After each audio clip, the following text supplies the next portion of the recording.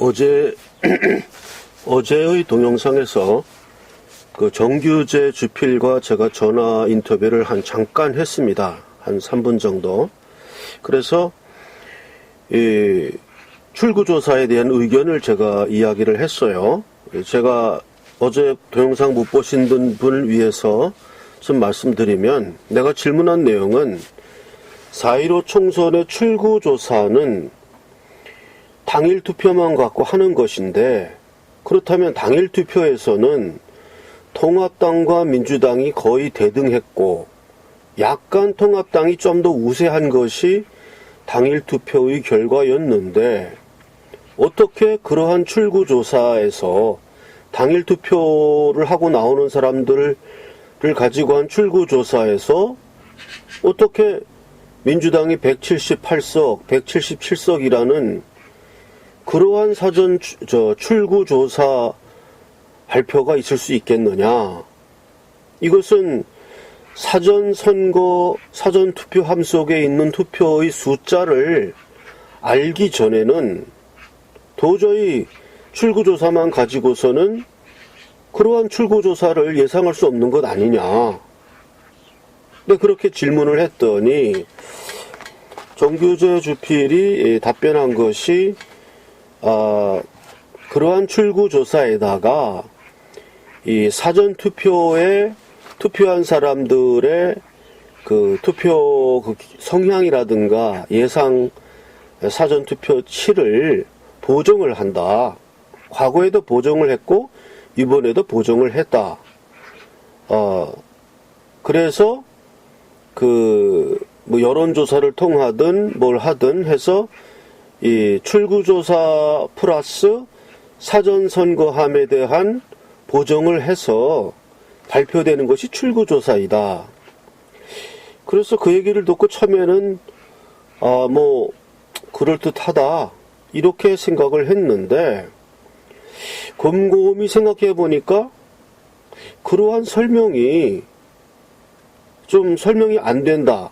뭐냐 하면, 출구조사라는 것은 당일날 투표하고 나오는 사람들 붙들고 출구조사를 하는 거예요. 저도 출구조사를 했습니다. 투표하고 나오니까 껌 하나 주면서 여기다 좀 써달라 그래서 볼펜도 주더라고요. 그래서 성실하게 저도 출구조사에 임했는데, 그렇게 해서 모아진 것을 가지고 발표하는 것을 출구조사라고 하는 것이죠. 그럼 과거에도 사전투표에 보정을 해서 넣었다. 요번에만 한 게 아니다. 좋다 이겁니다.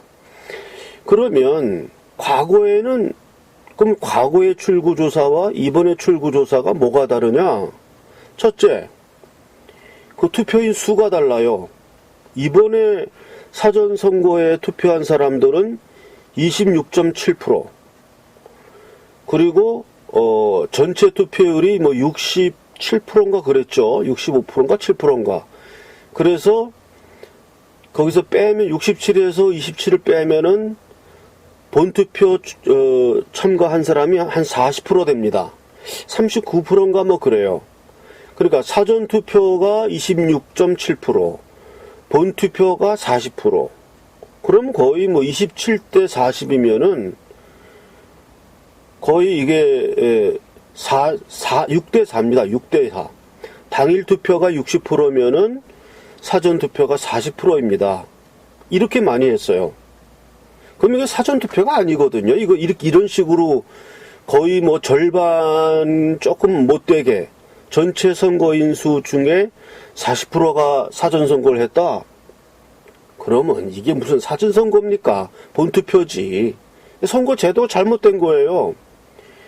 사전 선거를 하는 이유는 당일날 투표 못할 어떠한 그 예외적인 사람들, 그런 사람들에게 투표 기권을 안 시키고 그런 사람들에게 유권자의 기회를 주기 위해서 사전 선거를 만든 것인데, 이건 완전히 배보다 배꼽이 더 커져가지고 오히려 지금 사전 선거한 사람들이 전체 선거인 수 가운데 40%, 10명 가운데 4명은 사전투표를 했다는 겁니다.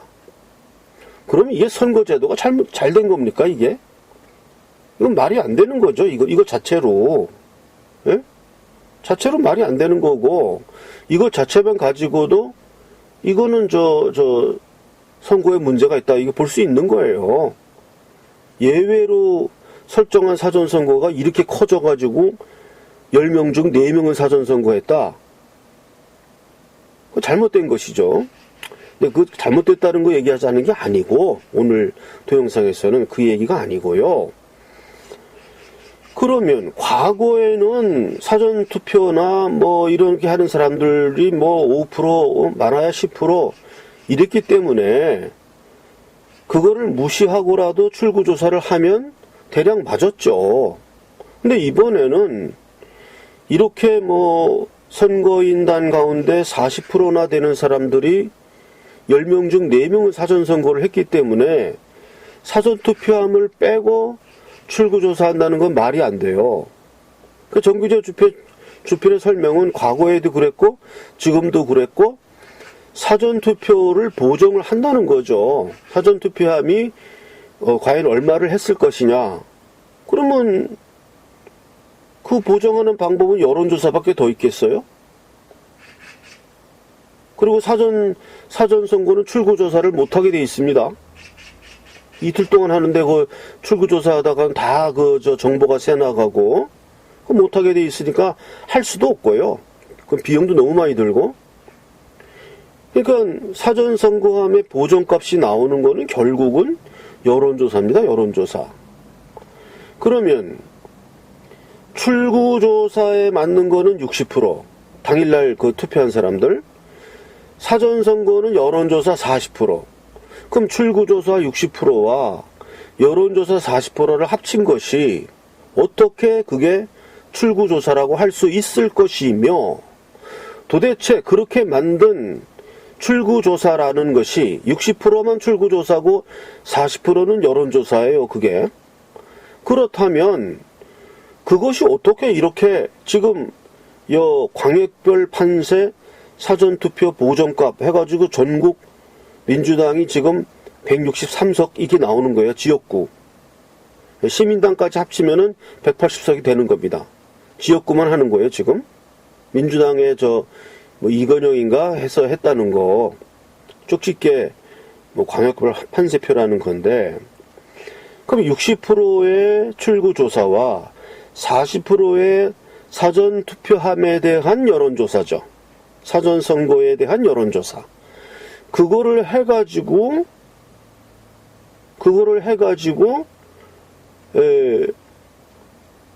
이렇게 163석이 광역별 판세를 만들어내었다? 이건 말이 안 돼요.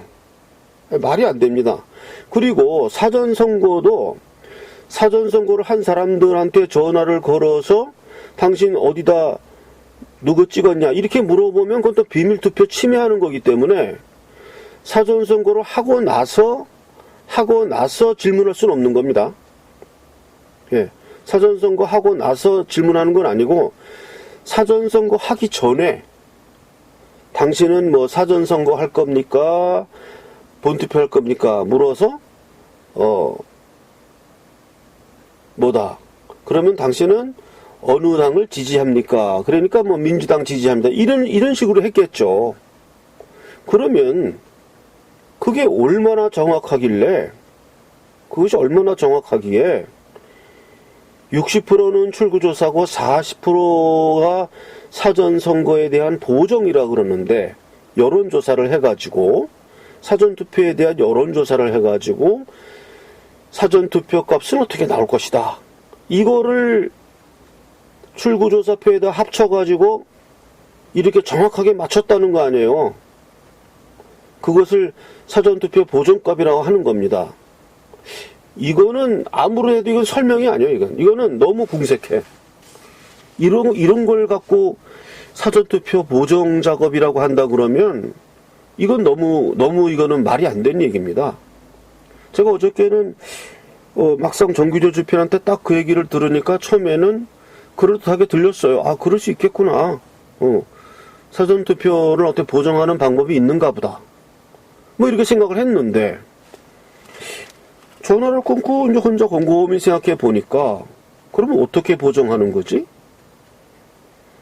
사전투표함 속에 그 투표가 어떠한 표가 얼마가 있는지를 뭘 어떻게 보정한다는 거지? 그걸 어떻게 알아낸다는 거지? 그러면 결국은 저 여론조사밖에 더 있겠어요? 그것도 저 사전적인 거. 사전투표 하기 전에 이루어진 여론조사. 그걸 가지고 출구조사와 합쳐서 이렇게 맞췄다. 아유, 그걸 믿는다 그러면은, 그거는 말이 안 돼요. 그걸 믿는다면은, 그냥 이 세상 사는 거 다 포기하고, 그런 걸 믿어야지. 그런 게 믿어진다. 글쎄요. 나는 그런 게 안 믿어집니다.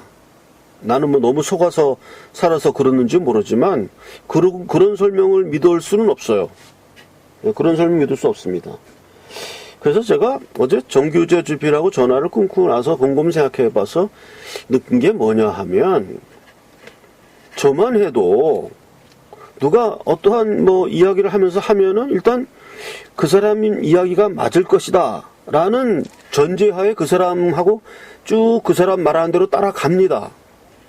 쭉 따라가가지고 나중에 아니야, 따라와 봤는데 결국 아니네, 네 얘기 틀렸어, 이렇게 나가는데, 어제 정규제 주필하고 대화하고, 물론 이제 그 양반은 내가 자기하고 이 통화한 내용을 유튜브에 올린 거에 대해서 불쾌하게 생각할 수도 있습니다. 내가 그거를 뭐 올린다고 얘기도 안 했는데, 뭐 그냥 불쑥 내가 올려버렸기 때문에 그 양반이 뭐 프라이버시 침해했다 이렇게 얘기할 수도 있겠지만, 아니 뭐 그 정도는 이해가 될 거라고 생각해서 뭐 또 그런 거를 일일이 뭐 내가 당신하고 전화했는데 그 유튜브 올려도 되겠습니까? 뭐 이거 묻는다는 것도 너무 쫌생이 같고, 나 같아도 누가 나랑 전화한 거 올린다고 그래서 내가 그거 갖고 뭐라고 할 사람도 아니고요.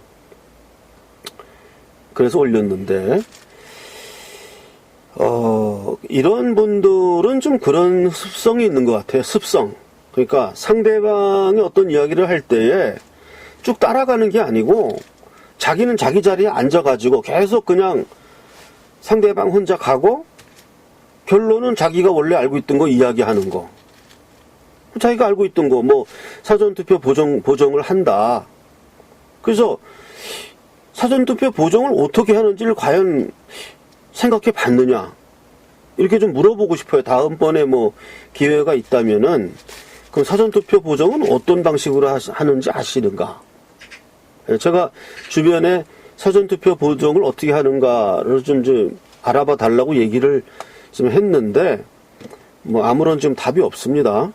그래서 사전투표 보정을 하려면 뭐 여론조사밖에는 없을 것이다.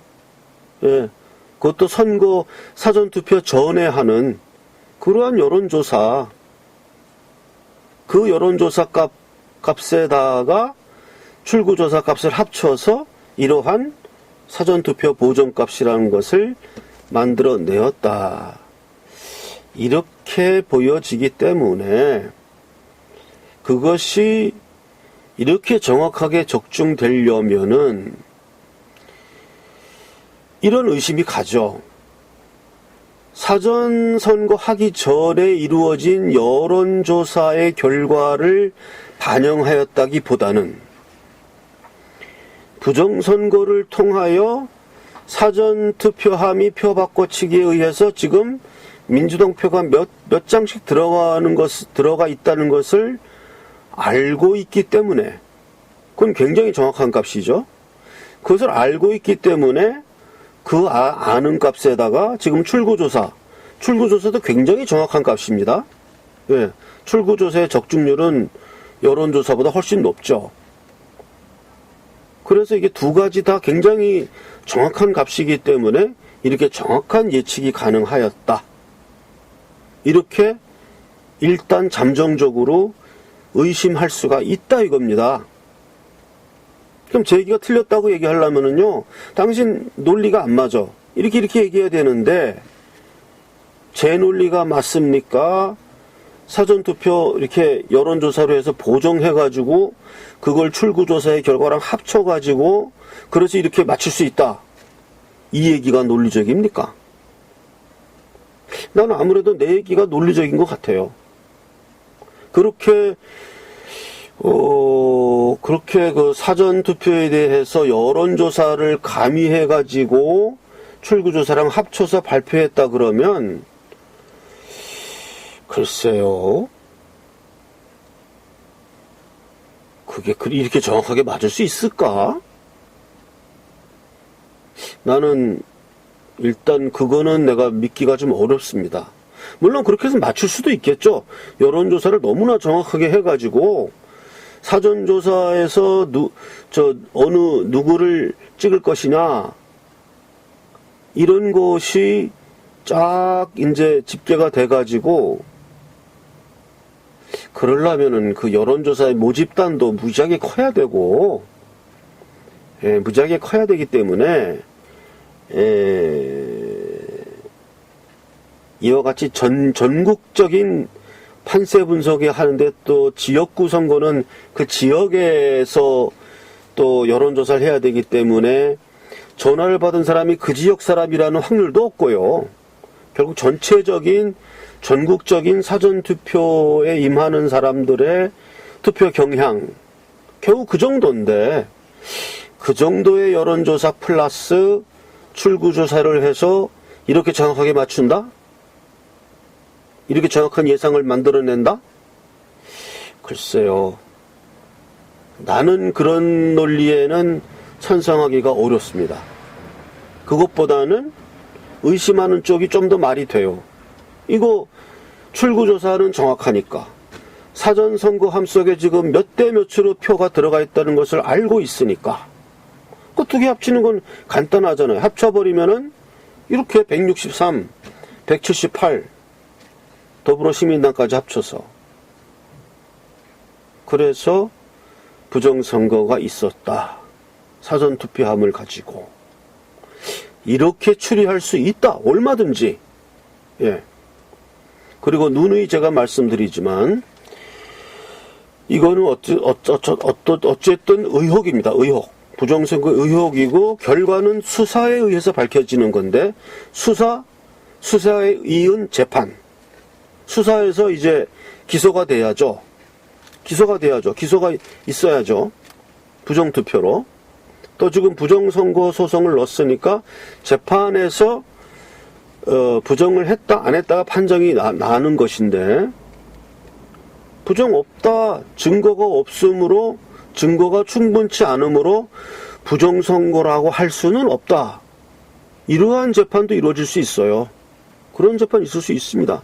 판사 입장에서 뭐 원고의 이야기가 그럴듯은 하지만 딱히 이렇게 정확하게 맞췄다고 해서 또 뭐 여러 가지 뭐 봉인지가 뭐 이런 거 있었다고 해서 뭐 이게 부정의 증거라고 보기에는 미흡하다. 이렇게 판단이 나올 수도 있어요. 이 문제는. 그렇게 되면 어떻게 되느냐? 이거는 끝까지 계속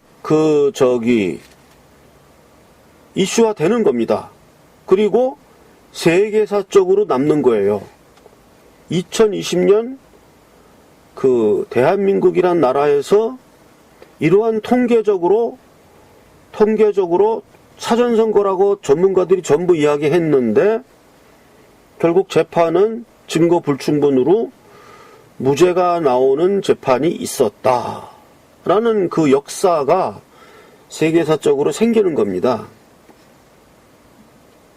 그리고 이것은 어떠한 결과가 나오든 재판에서 이것이 사전투표 부정으로 판명이 난다면 그쪽으로 해결해 나갈 것이고 판명이 나지 않는다 하더라도 그것은 절대적인 증거가 될 수 없다. 지금 뭐 세월호니 뭐 국정원 댓글이 이런 뭐 말도 안 되는 거 가지고도 뭐 수십 년간, 뭐 앞으로 수십 년간 싸울 것 같아, 걔네들은. 여태까지 싸운 거 플러스 앞으로 수십 년간. 그 울고 먹을 건데, 이거는 수백 년간 싸워야 될 문제라고 생각하고, 어쩌면 과학이 더 발달해서 통계학이 더 발달해가지고, 이것이 과학적인 증거로 채택되는 그러한 시대가 올 수도 있습니다. 지금 과학 단계에서는 전문가들의 의견이라고 치부되었던 것이 통계학이 더 발달하고 해가지고 도저히 무슨 투표한 바꿔치기 동인지 이런 증거가 없다 하더라도 이러한 결과만 가지고 이거는 부정선거이다 라고 이야기할 수 있는 그런 과학의 발전이, 학문의 발달이 이루어질 수도 있어요. 그래서 뭐 한 30년 정도 후에 이것은 부정선거였다라는 것이 과학적으로, 학문적으로 그대로 법원이 받아들이는 그런 거가 될 수 있습니다. 지금 이 사전투표 보정값은 오늘 이야기를 다 했고요. 조금 더 이제 하나 더 덧붙여서 말씀을 드리겠습니다. 저는 무슨 춘천 어디하고 인천 어디가 무슨 숫자가 612표 똑같았다, 그래서 부정선거다, 이런 주장은 조금 취약합니다. 그렇게 주장하는 거는. 그러한 우연이 일어날 수도 있고 과거에도 그러한 우연은 여러 번 일어났다고 해요. 그러니까 그런 좀 무식한 이야기는 우리가 좀 안 하는 게 좋습니다. 말이 되는 얘기를 해야죠. 그러니까 그렇게 좀 너무 무식한 이야기를 하는 건 좀 그렇고요. 저는 이게 부정선거라고 지금 의혹이 일어나는 게 뭐냐면, 전문가들 이야기가 지금 사전선거에 투표한 선거인 수가 1147만인가요? 이렇게 되고, 본투표에 참가한 투표인이 1600 얼마 이렇게 됩니다. 그래서 합치면 2900만 그 정도 돼요. 그래서 사전선거 투표자 40%, 본투표 투표자 60% 이렇게 된 겁니다. 그러니까 6대4예요. 6대4. 본투표가 6, 사전투표가 4. 그럼 이 거대한 두 개의 모집단인데, 이거는 대등한 모집단입니다. 대등한 모집단.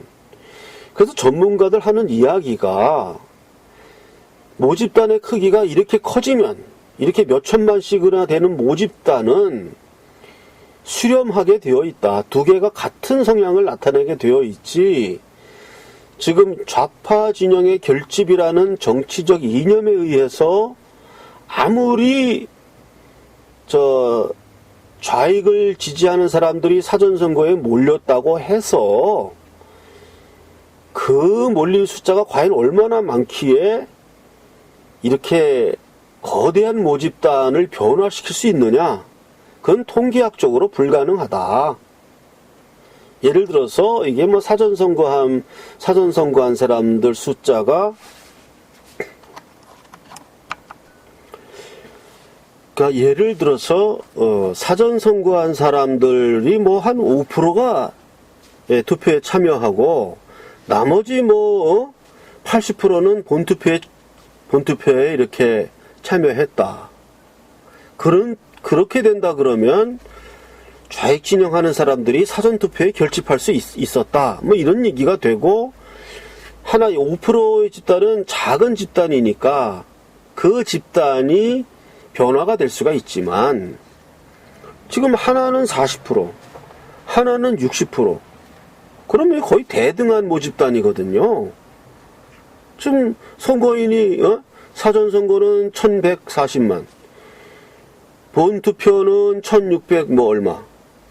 이러면은 이게 거의 4대6으로 비까비까한 이렇게 큰 두 개의 모집단인데, 이것이 지금 이 부정선거를 부정하는 사람들, 정규제, 조갑제, 이런 황장수 이런 사람들 얘기죠. 그 사람들은 좌익 진영을 지지하는 사람들은 대거 사전선거 날 투표를 하였고, 우익 진영을 지지하는 사람들은 대거 본투표에 가서 투표를 하는 바람에 이 모집단이 두 개로 갈라져 버렸다. 이런 것을 인정하는 거거든요. 이 사람들은 그것을 인정하고, 전문가들이 말하는 아무리 그래도 그렇게 될 수가 없다. 이게 집단이 너무나 커가지고, 모집단이 작은 집단이라면 그게 가능하지만 이렇게 몇 천만 명 되는 이러한 모집단이 그런 정치적 이념에 의해서 두 개로 갈라진다는 것은 그거는 불가능하다 하는 이야기가 지금 정규제, 조갑제 뭐 이런 사람들 마음에는 안 들어가는 거예요. 그런 말이 안 들어가는 겁니다. 이병태 교수도 그렇게 이야기를 했어요. 이병태 교수도 뭐 이거는 독립 변수가 아니고 종속 변수다.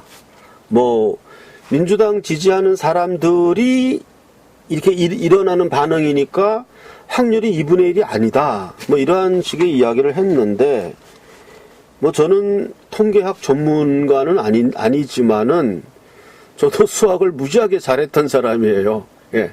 확률 통계까지 뭐 엄청나게, 또 이과 수학까지 다 한 사람이기 때문에, 예, 통계학에 대해서 저도 조금 보통 사람들보다는 강합니다. 예. 뭐 전문가는 아닙니다만은, 그러니까 그런 분들, 이병태, 정규제, 조갑제 이런 분들은 전문가들이 말하는 그 설명, 이렇게 거대한 모집단이 이렇게 두 개로 갈릴 수는 없다. 아무리 정치적 이념으로 하고 아무리 집결한다고 해도 이 설명이 그 사람들 마음속에는 안 들어가는 거예요. 안 믿어지는 겁니다. 안 믿어지고, 이번 선거는 이렇게 좌파 진영에 집결하는 표, 또 100만원짜리 고무신도 뿌렸기 때문에 그래갖고 사람들이 다 그냥 우매해져 가지고 그냥 민주당 헬렐레 해서 찍는 사람들이 많아져서 그런 사람들이 사전투표에 많이 갔다.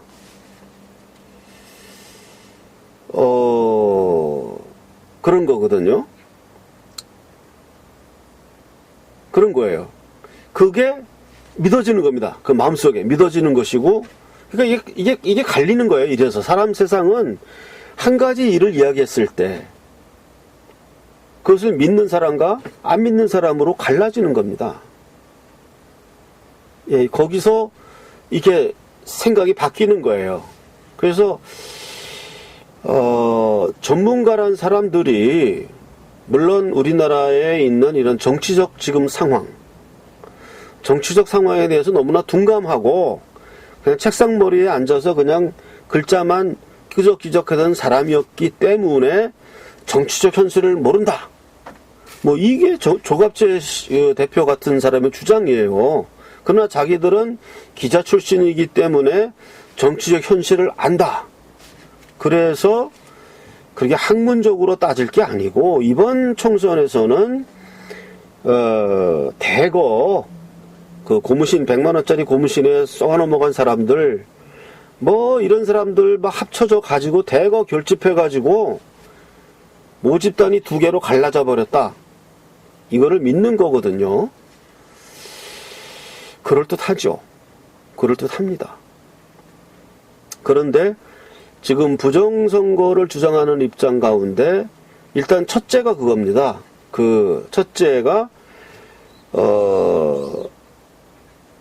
학문적으로, 통계적으로 이렇게 거대한 모집단이 두 개로, 전혀 다른 이질적인 두 개의 모집단으로 갈라져 버릴 수가 없다. 한 나라 안에서. 그게 학문적인 베이스고요. 또 하나가 있는 게, 예를 들면은 구로 지역하고, 서울에 구로 지역하고 강남 지역하고 사전선거에 있어서 민주당이 리드한 게 동일하게 리드했다 이거죠. 12%. 구로에서도 12%, 강남에서도 12%. 민주당이, 통합당을. 즉 뭐냐 하면 이 사전선거를 부정하는 사람들의 설명에 의하면은 모집단이 너무나 바뀌어가지고 강남에 있는 사람들도 다 바뀌어버린 거예요. 그래서 사전선거 거기 있는 사람들 사전선거 많이 나가가지고 그 민주당을 더 12% 지지했다 이거죠. 그러면 구로 지역은 한 24% 이렇게 나와야 돼요. 거기 원래 저 민주당 지지한 사람들 많으니까, 노동자들 많으니까 그쪽은 막 35% 막 이렇게 나오고 이래야 되는데, 그 동일하게 12%, 강남도 12%, 구로도 12%. 고르게. 이거는 뭔가 진짜 투표용지가 없어지고 거기에 이미 이렇게 하기로 결정된 가짜 투표용지 도장 다 찍어가지고 쫙 프린트된 거 지금 가능하잖아요. 쫙 프린트된 걸로 해서 싹 바꿔치기 한 거. 이것이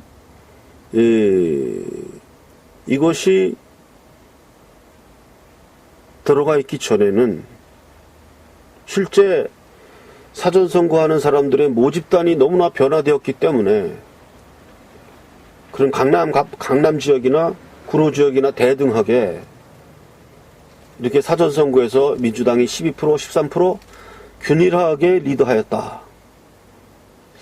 그 설명이 좀 안 됩니다. 설명이 안 돼요. 예. 지금 얘기한 세 번째 이유는 빼자 해요. 좋다. 그럼 뭐 강남하고 구로하고 예외적으로 됐다고 치고, 그러나 앞에 전문가들이 이야기하는 이렇게 거대한 모집단이 변화되어서 두 개의 모집단으로 갈라진다는 것은 아무리 정치적 이념으로 집결한다고 해도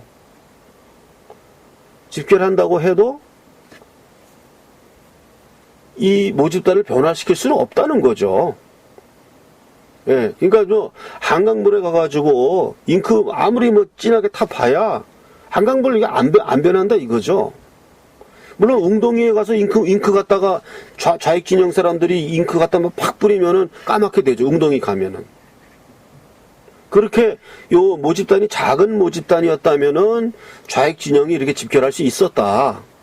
그런데 과연 우리나라 전체 인구가 지금 뭐 선거한 사람들이 3천만 명 투표 2,900만 명 투표했는데 그 사람들이 모조리 다 잉크에 다 까맣게 돼가지고서는 전부 사전선거에 집결해서 까맣게 됐다. 이런 설명은 전문가들은 그거는 있을 수 없다. 이게 소위 이거 부정하는 사람들이 말하는 책상머리에 앉아가지고 펜대 굴리면서 일한다는 전문가들이 해냈다는 그들 말로는 그런 결론이지만 전문가들의 이야기가 왠지 더 진실 같고 두 개의 커다란 모집단이 이런 식으로 몇 천만 명 이렇게 될 때는 이거는 변화될 수가 없다. 예. 그리고 변화의 그 정도가 너무 크다. 뭐 한 1, 2% 정도 한강물에 가서 뭐 잉크 떨어뜨리면 그 주변은 약간 까맣게 되듯이 그 정도의 변화가 있었다면 모르지만 전체함 모두가 사전선거 전체함 모두가 요렇게 바뀌어버렸다. 모집단이 이렇게 바뀌어버렸다. 글쎄요. 나는 그 정규제나 조갑제 이병태 교수님들에 대해서는 그분들이 뭐 틀렸다 이렇게 얘기할 수는 없는데 좀 상대방 말하는 게 영 엉망인 것 같아도 거짓말하는 것 같아도 한번 그 사람 말에 듣고 한번 쭉 따라가 보라. 그 사람들 끝까지 결국 어떻게 얘기하는가를 한번 들어보라. 예. 이렇게 좀 권유 좀 하고 싶어요. 그게 토론인데 조금 그 마음의 문이 좀 닫혀 있지 않는가. 자신이 여태까지 경험을 통해서 확실하게 알아온 것에만 너무나 의존하는 사람들이 아닌가. 예. 왜냐하면 부정선거라는 건요, 모든 정권이 하고 싶은 거예요, 부정선거는. 그런데 못하는 겁니다. 왜냐하면 안 되니까, 잘 안 되니까. 그러니까 그 전에 무슨 우익정권이든 좌익정권이든 간에 부정선거를 열심히 연구를 했었을 것이고, 또 했을지도 몰라요. 예. 그러나 이렇게 대대적인 것은 아니었을지도 모르고, 전체 판세에는 관계가 없는 정도의 부정선거가 있었을 수도 있고, 그리고 부정선거에 대해서 관심이 없었다는 건 거짓말이고요. 부정선거를 하고 싶었죠. 하고 싶었지만 할 수가 없어서 못하고 있었고, 연구는 다 돼 있었는데 부정선거를 할 수 있는, 그거는 뭐 우익진영이든 좌익진영이든 이렇게 부정선거를 하면은 된다는 어떠한 연구는 끝났을 겁니다. 양쪽 다. 그러니까 정규재 주필도 맨날 그 얘기를 해요. 그건 부정선거 논란은 뭐 과거 박근혜 정권의 그 김어준인가요? 걔네들부터 해가지고서 엄청나게 한 그 음모론이다. 걔네들이 다 완성한 거를 왜 똑같이 하냐 이렇게 얘기하는데, 뭐 학문적인 건 아니지만 학문적인 부정선거 이론은 완성되어 있다고 생각합니다. 그거는 어느 정권이든 하고 싶은 거예요. 좌파든 우파든, 야, 지금 이거 선거하면 질 것 같은데 어떻게 부정선거에서 연장할 방법 없나? 이 생각을 누구나 하는 거죠. 하는데 못하는 겁니다. 왜냐하면 걸릴 수 있으니까, 걸릴까봐. 그런데 이번에는 이 통계 수치를 저도 아무리 읽어봐도 이거는 부정선거 같아요. 예.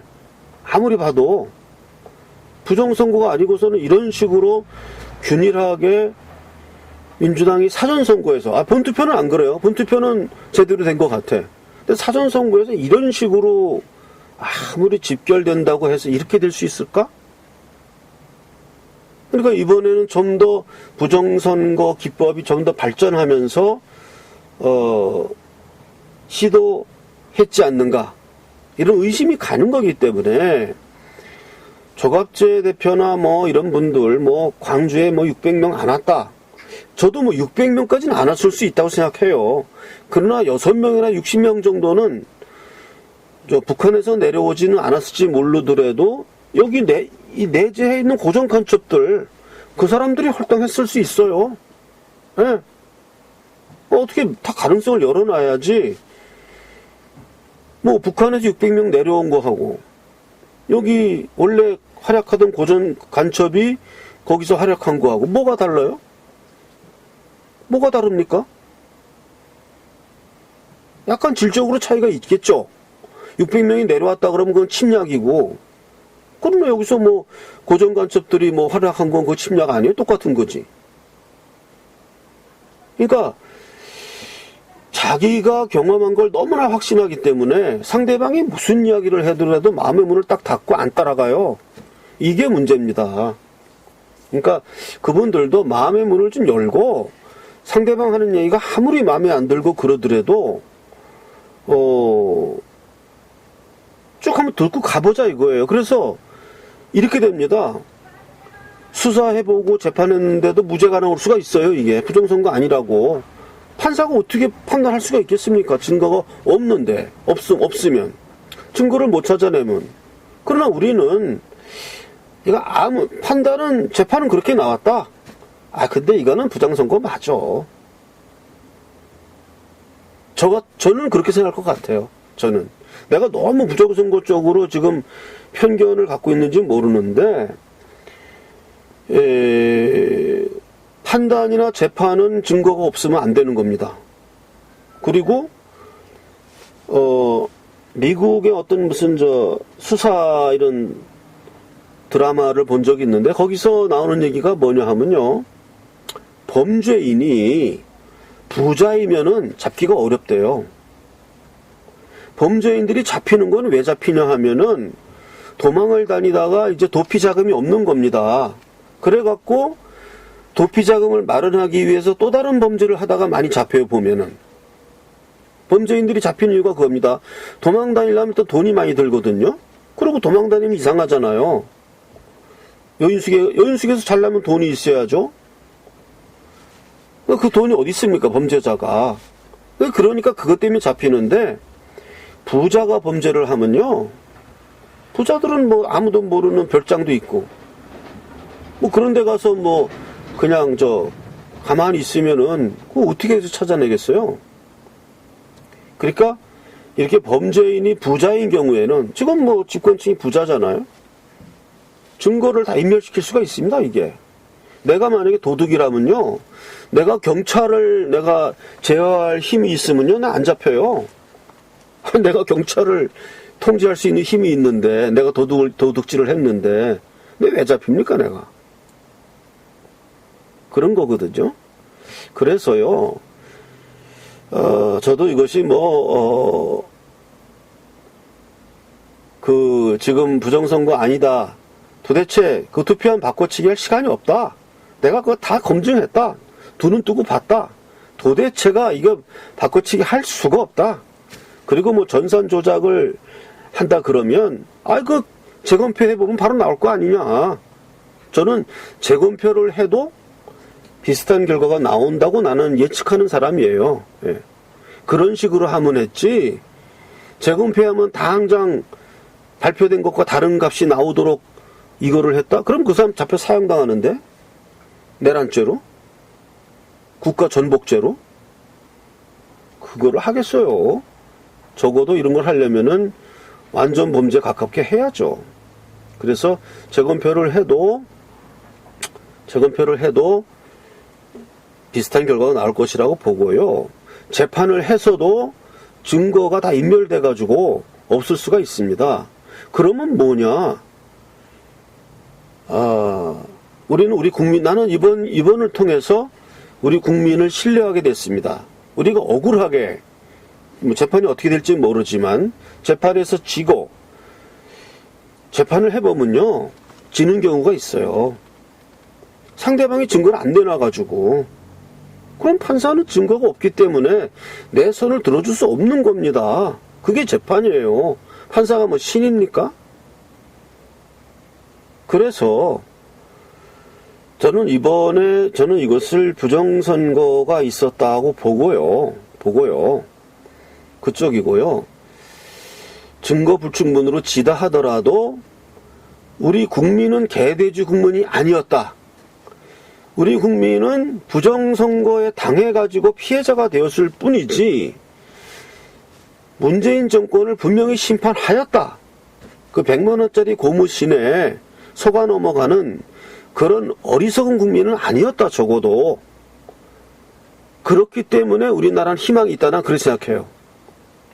만약에 이번에 부정선거 아니었다, 정말로 그냥 국민들이 그 민주당 몰아줘서 이렇게 된 거다, 그러면 난 희망 없다고 생각합니다.